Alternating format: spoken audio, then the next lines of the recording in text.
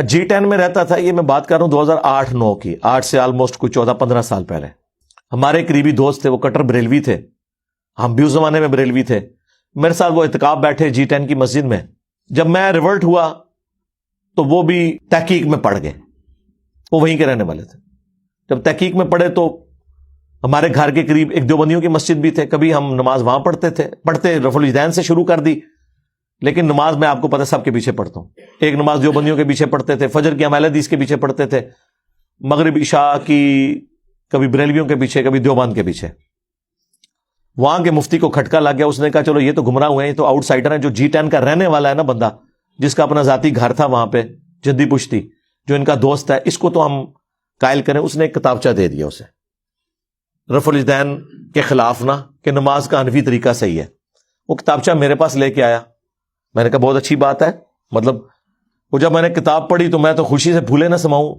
اس نے پہلی حدیث پتہ کیا لکھی ہوئی؟ کانوں تک ہاتھ اٹھانے کا ثبوت.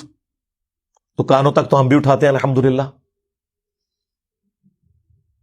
لیکن حدیث لکھی مالک بن حویرث والی، مسلم شریف سے.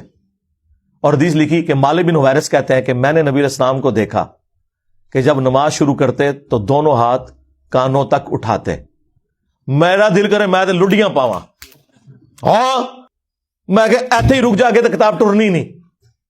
یہ حدیث میں نے کہا میں اوریجنل نہ دیوبند اور بریلویوں کی کتاب مسلم شریف جو ترجمے کے ساتھ ہے اس میں سے تجھے دکھاؤں گا اور تو نے خود رفع الیدین شروع کر دینا ہے. کہتا کیسے؟ میں نے کہا یہ دیکھ، انہوں نے آدھی حدیث لکھی ہوئی ہے، اس کے آگے لکھا ہوا ہے جب رکوع میں جانے لگتے تو کانوں تک ہاتھ اٹھاتے، اور جب رکوع سے سر اٹھاتے تو کانوں تک ہاتھ اٹھاتے. یہ مالک بن حویرث بھی تمہاری پوری نماز کا طریقہ ہے. صلو کما رأیتمونی اصلی. ہمیں اور کیا چاہیے؟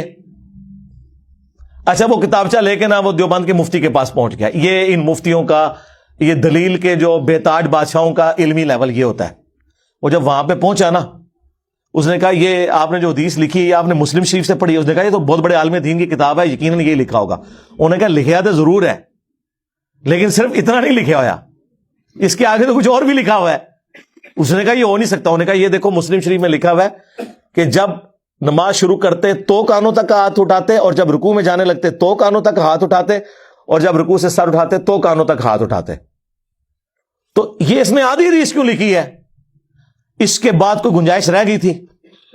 لیکن جب اللہ تعالیٰ ختم اللہ علی قلوبہم وعلی سمعہم وعلی ابصارہم غشاوہ، دلوں پر، آنکھوں پر، کانوں پر مور لگ جائے، جو سورۃ البقرہ میں آیا اور سورۃ الانعام میں آیا کہ ہم ان کے دلوں کو اور آنکھوں کو حق قبول کرنے سے پھیر دیں گے. جیسا کہ پہلی دفعہ جب ان پہ حق کھلا تھا نا تو انہوں نے حق سے اناد کیا تھا، اب ہم ان کے اوپر مورے لگا دیں گے.